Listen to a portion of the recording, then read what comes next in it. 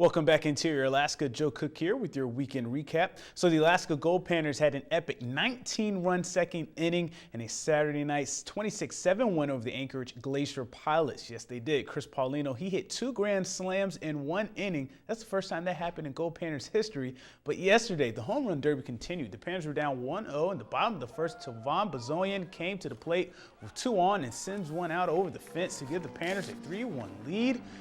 All the way to the Fairbanks Curling Cup, the Pilots answered with the dinger of their own. Sean Woods, his 2-1 shot at the top of the third, tied the game at 3-all. And then Kevin Veers had a solo blast as well, going opposite field. That home run gave the Pilots a 4-3 lead. They were just going back and forth in the bottom of the frame.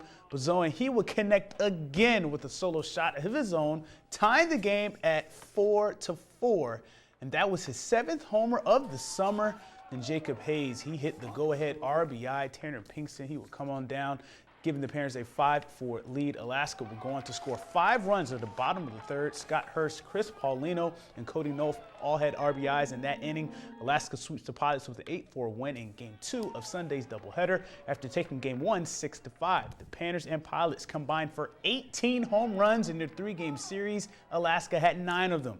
This weekend was a perfect warm-up before tonight's MLB Home Run Derby. Here's Bazoyan on his homers. Staying with the approach that the coaches are giving me is stay within myself and kind of trust what I can do. And the entire team has definitely been doing that from top to bottom. And obviously it shows with but the series was nuts. And I'm really actually happy and looking forward to what the rest of the season has. Yeah, I mean, I just feel like as a team we're pretty confident going into the series, and we've been playing well. And I think this weekend was just a glimpse of what we can do, and I think it'll be fun the rest of the season.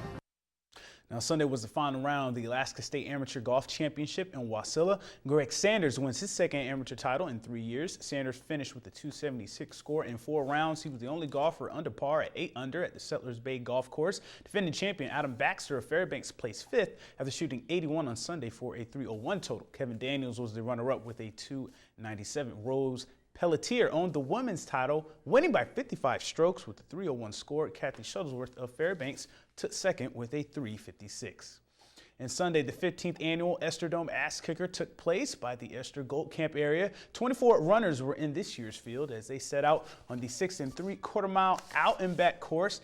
This is the 4th run of the Northern Trail Series, and it had some hilly climbs as well as some good old mud. There was no way around it, but runners trekked through the bush and through the mud. Pretty fun, though. Jesse Holmes made his move to the front right before the mud and remained the front runner. He finished in 1 hour, 1 minute and 10 seconds, and Jay Baxter was right behind him the whole race and finished in 1:01:17. Orly Hudson, an 8-time runner and the race organizer for the last 6 years, won her first Esther Dome race, coming in at 1:19:10 for the women's title.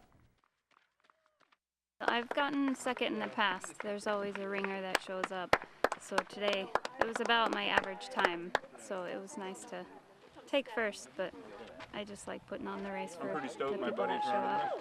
Started out fast like I like to, and then I backed off, and I just waited till my body kicked in and told me, I'm starting to absorb oxygen better, and I started feeling like, I could maintain a pace finally.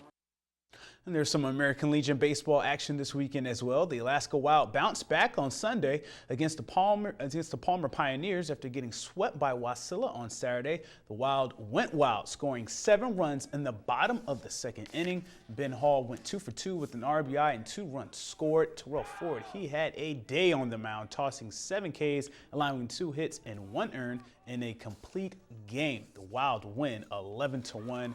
And meanwhile, Wasilla finished their interior road trip undefeated. They shut out the Fairbanks 49ers 11-0 on Sunday on Marlin Field. Wasilla is 2nd behind Diamond in the Alaska Legion American Division with a 15-5 overall record.